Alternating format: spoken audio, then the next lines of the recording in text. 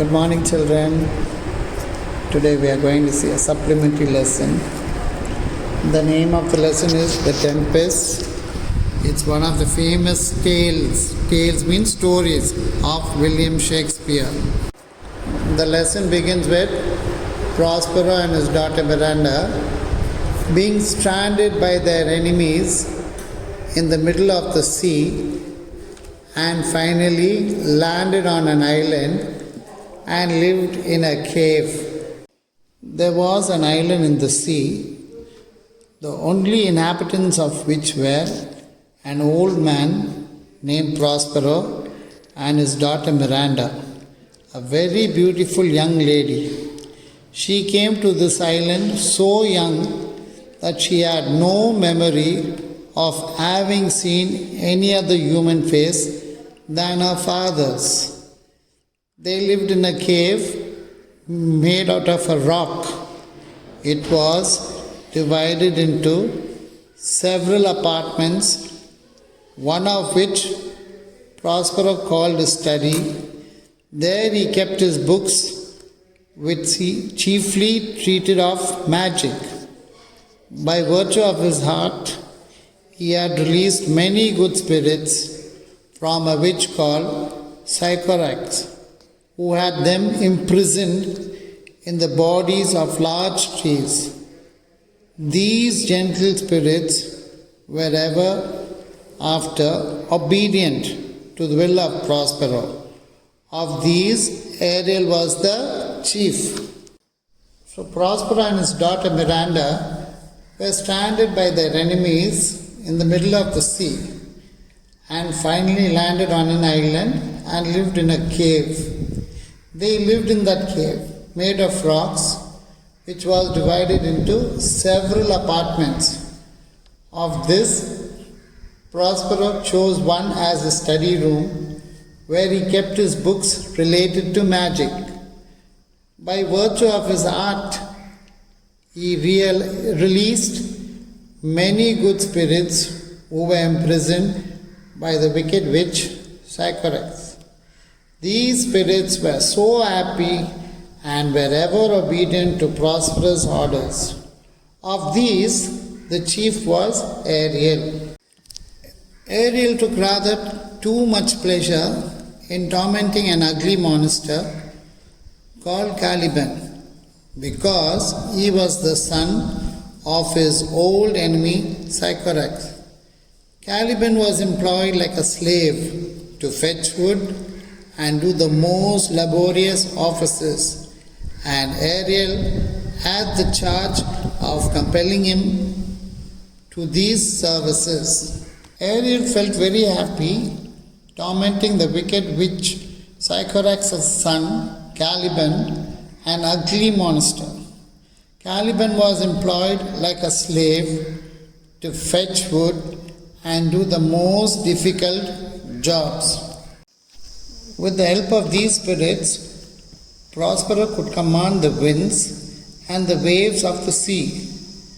By his orders, they raised a violent storm, in the midst of which he showed his daughter a fine large ship, which he told her was full of living beings like themselves. "Oh, my dear father," said she, "if by your heart you have raised this dreadful storm, have pity on their sad distress. See, the vessel will be dashed to pieces. Poor souls, they will all perish." With the help of these good spirits, Prospero raised a violent storm in the sea to wreck the ship of his enemies. This he showed to his daughter, who was seeing human beings other than her father in the ship. She felt sorry for the inmates of the ship, not knowing who they were, and pleaded with her father to save them. "Be not so amazed, daughter Miranda," said Prospero. "There is no harm done. I have so ordered it that no person in the ship shall receive any hurt. What I have done has been in care of you, my dear child. You are ignorant. Can you remember a time before you came to this cell? I think you cannot, for you were not then 3 years of age.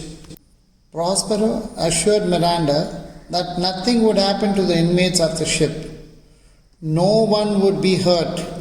He said that she was ignorant of what had happened many years ago, as she was just a child at that time. 12 years ago, Miranda, continued Prospero, I was Duke of Milan, and you were a princess and my only heir. I had a younger brother whose name was Antonio, to whom I trusted everything. My brother Antonio, being thus in possession of my power, began to think himself the Duke indeed. The opportunity I gave him of making himself popular among my subjects awakened in his bad nature a proud ambition to deprive me of my dukedom. This he soon effected with the aid of the King of Naples, a powerful prince who was my enemy. Wherefore, said Miranda, did they not that hour destroy us? Prospero told his daughter that 12 years ago he was the Duke of Milan and had entrusted his dukedom to his brother Antonio, and he concentrated on his books. Prospero also made him become popular and famous among the people. Gradually, Antonio became anxious for fame, and he wanted to be the duke instead of his brother. My child, answered her father, they dared not. So dear was the love that my people bore me. Antonio carried us on a boat, a ship, and when we were some leagues out at sea, he forced us into a small boat without either tackle, sail, or mast. There he left us, as he thought, to perish. But a kind lord of my court, one Gonzalo, who loved me, had privately placed in the boat water, provisions, apparel, and some books which I prize above my dukedom. Hence, Antonio planned with Prospero's enemy, the King of Naples, to get rid of Prospero and his daughter Miranda. However, they could not do anything amidst the people because they knew the love and regard the people had for Prospero. They took them away into the sea and left Prospero and the child Miranda in a boat to perish with no amenities, that is, necessities like food, clothes, etc. But Gonzalo, one of Prospero's loyal courtiers, without their knowledge, had placed food, water, clothes, and some books which Prospero valued more than his kingdom. "Oh, my father," said Miranda, "what a trouble must I have been to you then." "No, my love," said Prospero, "you were a little angel that did preserve me. Your innocent smiles made me bear up against my misfortunes. Our food lasted till we landed on this desert island, since when my chief delight has been in teaching you, Miranda, and well have you profited by my instructions." Miranda felt that she must have been an extra burden to her father Prospero at that age. Prospero assured her that her innocent face gave him more courage to face the future. He was delighted to have her with him. Heaven Thank you, my dear father, said Miranda. Now tell me, sir, your reason for raising this sea storm. Know then, said her father, that by means of this storm, my enemies, the king of Naples and my cruel brother, are cast ashore upon this island. Having so said, Prospero gently touched his daughter with his magic wand, and she fell fast asleep, for the spirit Ariel just then presented himself before his master to give an account of the tempest and how he had disposed of the ship's company. And though the spirits were always invisible to Miranda, Prospero did not choose she should hear him holding conversation, as would seem to her, with the empty air. Miranda was very happy with her father's comments, but at the same time was very inquisitive to know the reason for raising such a sea storm. So saying, he told her that his wicked brother Antonio and the king of Naples, his enemies, were on the same ship. He put her to sleep as he wanted to converse with Ariel about the inmates of the ship. Well, my brave spirit, said Prospero to Ariel, how have you performed your task? Ariel gave a lively description of the storm and of the terrors of the mariners, and how the king's son Ferdinand was the first who leaped into the sea, and his father thought he saw his dear son swallowed up by the waves and lost. But he is safe, said Ariel, in a corner of the isle, sadly lamenting the loss of the king his father. That's my delicate Ariel, said Prospero. Bring him here. My daughter must see this young prince. Where is the king and my brother? I left them, answered Ariel, searching for Ferdinand, whom they have little hopes of finding, thinking they saw him perish. Of the ship's crew, not one is missing, though each one thinks himself the only one saved, and the ship, though invisible to them, is safe in the harbour. Ariel then went to fetch Ferdinand. "Oh, my young gentleman," said Ariel when he saw him, "I will soon move you. You must be brought, I find, for the Lady Miranda to have a sight of your pretty person. Come, sir, follow me." He followed in amazement the sound of Ariel's voice till it led him to Prospero and Miranda, who were sitting under the shade of a large tree.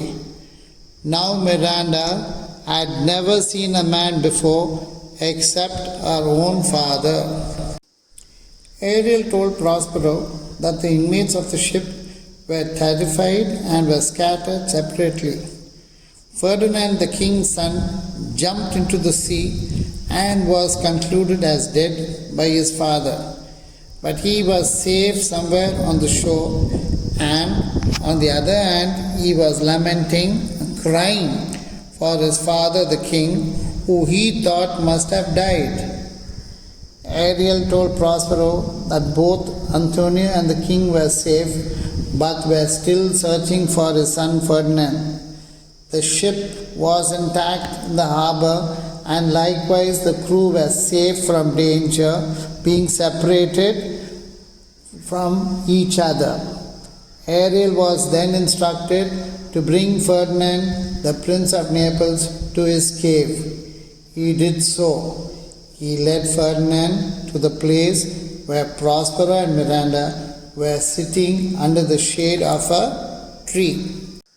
"Miranda," said Prospero, "tell me what you are looking at yonder." "Oh, father," said Miranda in a strange surprise, "surely that is a spirit. Lord, how it looks about! Believe me, it is a beautiful creature. Is it not a spirit?" No, girl, answered her father. It eats and sleeps and has senses such as we have. This young man you see was in the ship. He is somewhat altered by grief, or you might call him a handsome person. He has lost his companions and is wandering about to find them.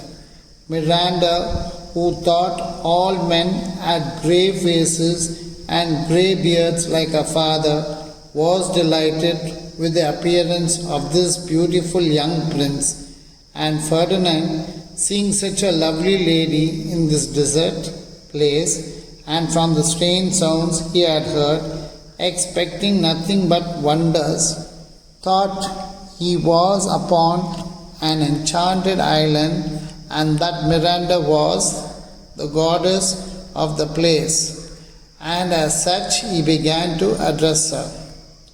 She timidly answered she was no goddess, but a simple maid, and was going to give him an account of herself when Prospero interrupted her.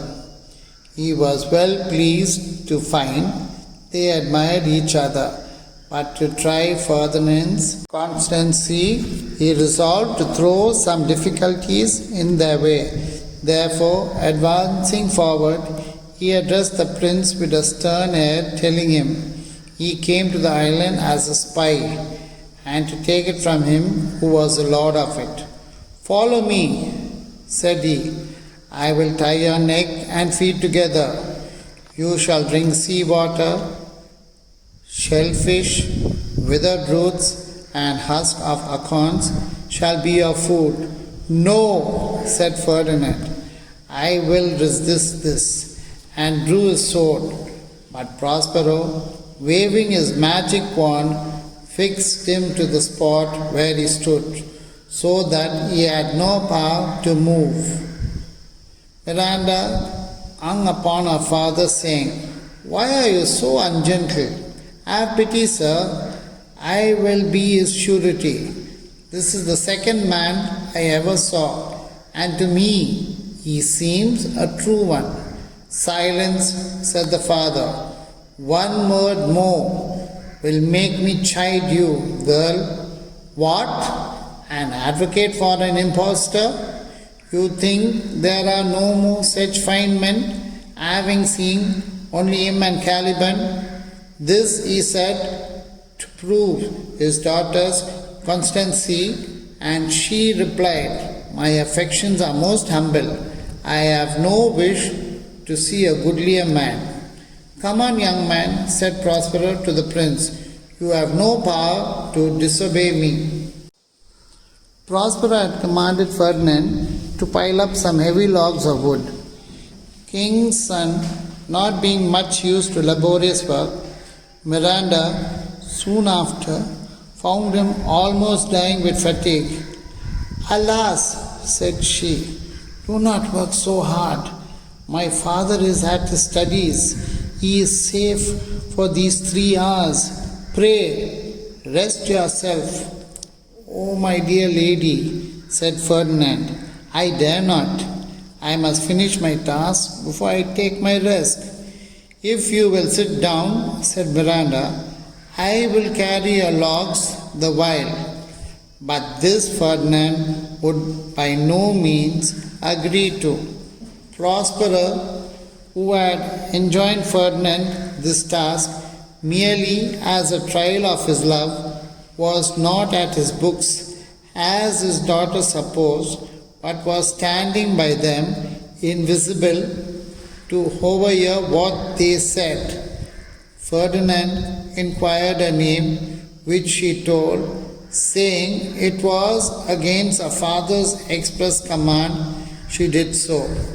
And then Ferdinand, in a fine long speech, told the innocent Miranda he was heir to the crown of Naples, and that she should be his queen. Ferdinand was the second human whom Miranda had seen on the island after her father. She was taken up by his appearance. Prospero understood his daughter's feelings and wanted to test his loyalty.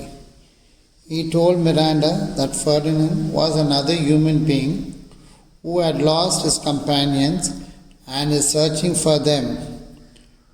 Prospero listened to their conversation, understood the love and regard they had for each other, and therefore wanted to test Ferdinand and gave him laborious, difficult work of piling up logs of wood, which, as a king's son, was new to him. At first, Ferdinand opposed Prospero, and even Miranda pleaded, but Prospero would not listen and was keen on giving Ferdinand difficult work of piling wood, etc. Prospero then pretended to go to a study room and listen to the conversation of his daughter and Ferdinand. Ferdinand told Miranda that he was the Prince of Naples and would soon become the king, and Miranda would be his queen if she consented. Prospero then appeared before them. "Fear nothing, my child," said he. "I have overheard and approve of all you have said. And Ferdinand, if I have too severely used you, I will make you rich amends by giving you my daughter. All your vexations were but trials of your love, and you have nobly stood the test. Then, as my gift, take my daughter." Prospero appeared before them and told them that he was happy about their decision, and told Ferdinand that he pretended to be rude with him. All the more he was very happy to find such a good partner for his daughter, and offered to give his daughter Miranda as a gift to him. When Prospero left them, he called his spirit Ariel, who quickly appeared before him, eager to relate what he had done with Prospero's brother and the king of Naples. Ariel said he had left them almost out of their senses with fear at the strange things he had caused them to see and hear. When fatigued with wandering about and famished for want of food, he had suddenly set before them a delicious banquet, and then, just as they were going to eat, he appeared visible before them in the shape of a harpy, a voracious monster with wings, and the feast vanished away. Then, to their utter amazement, this seeming harpy spoke to them, reminding them of their cruelty in driving Prospero from his dukedom and leaving him and his infant daughter to perish in the sea, saying that for this cause these terrors were suffered to afflict them. When Prospero left them, he called for Ariel to find out the whereabouts of his brother Antonio and the king. Ariel was amused to relate that he had frightened them severely. They were tired and hungry. All of a sudden, he set before them a delicious banquet of various types of food. And just as they were about to eat, he appeared before them as a deadly monster, and the food vanished. They were frightened to the core. Then he made them recall the injustice they had done to Prospero and his daughter Miranda. They felt ashamed and repented for all what they had done to Prospero. Ariel said that because of their disloyalty to Prospero, these happenings had taken place. The king of Naples and Antonio, the false brother, repented the injustice they had done to Prospero. Then bring them here, Ariel, said Prospero. Ariel soon returned with the king, Antonio, and old Gonzalo. This Gonzalo was the same who had so kindly provided Prospero formerly with books and provisions when his wicked brother left them, as he thought, to perish in an open boat in the sea. Grief and terror had so stupefied their senses that they did not know Prospero. He first discovered himself to the good old Gonzalo, calling him the preserver of his life, and then his brother, and the king knew that he was the injured Prospero.